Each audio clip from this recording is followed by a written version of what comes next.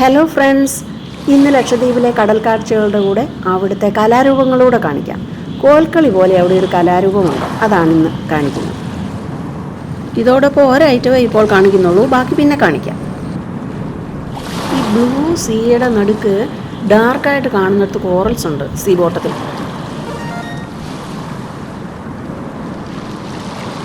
ഇനി സീ ബോട്ടുമാണ്. അവിടെ സീവീഡ്സും കോറൽസും ഒക്കെ ഉണ്ട്. ഞങ്ങളുടെ ഗ്രൂപ്പിലെ കുറേ പേര് ബോട്ടിൻ്റെ ബാക്ക് സൈഡിൽ ഇരിപ്പുണ്ട്, കാല് വെള്ളത്തിലോട്ടിട്ട്. വേവ്സ് വന്ന് കാലിൽ അടിക്കണം, അതിനു വേണ്ടിയാണ്. അതൊരു വലിയ രസമാണല്ലോ, അതുകൊണ്ട് ആളുകൾ കുറേ പേര് അവിടെ ഇരിപ്പുണ്ട്. ഇനി കാണുന്ന പിക്കിൽ കടലിൽ നിന്ന് മേലോട്ട് കുറച്ച് കടൽഭിത്തിക്കല്ലുകൾ കാണുന്നത് അവിടുത്തെ ആളുകളുടെ അതിരുകളും കൂടിയാണ്. ലക്ഷദ്വീപിലെ ആളുകൾ പൊതുവെ നല്ല മനുഷ്യരാണ്. ഇതാ വരുന്ന ഒരു നേറ്റീവിൻ്റെ ചിത്രം, മുഹമ്മദ് യാസിൻ. നമ്മൾ ടൂറിസ്റ്റുകൾക്ക് യാതൊരു ആപത്തനർത്ഥങ്ങളും വരാതെ എന്ത് സഹായവും ചെയ്യാൻ തയ്യാറാണ് അദ്ദേഹം. അയ്യോ പൈസ നഷ്ടമെന്നൊന്നും ചിന്തിക്കുകയില്ല.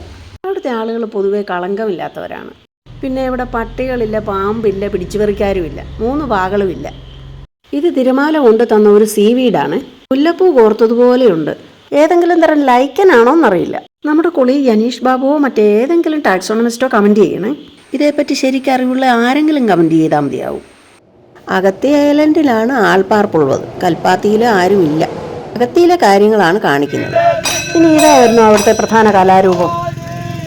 ഇത് ആക്ച്വലി കോൽക്കളിയും അല്ല, ദഫ്മുട്ടും അല്ല, പക്ഷേ ഇതിൻ്റെ രണ്ടിൻ്റെയും കൂടെ ഇടയ്ക്കുള്ള ഒരു കളി, ഒരുമാതിരി പരിശമുട്ട് പോലെ. വാളും പരിശയും പോലെ തന്നെ എന്തോ 2 സാധനങ്ങൾ കയ്യിൽ കാണാം. അതിൻ്റെ ലിറിക്സ് കേൾക്കുമ്പോൾ എന്തോ സുരക്ഷയുമായി ബന്ധപ്പെട്ട കാര്യങ്ങളാണെന്ന് തോന്നുന്നു പ്രതിപാദിക്കുന്നത്.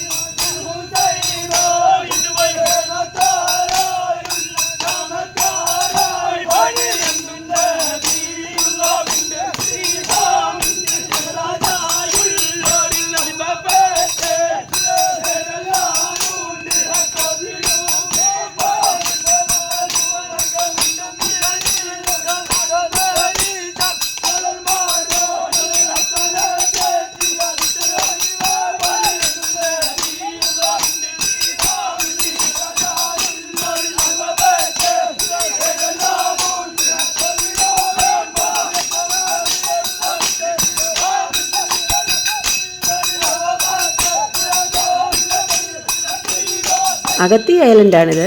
കൽപ്പാത്തിയിൽ ഹ്യൂമൻസോ ബേഡ്സോ ആനിമൽസോ ഒന്നുമില്ല. And that's the end. Thank you.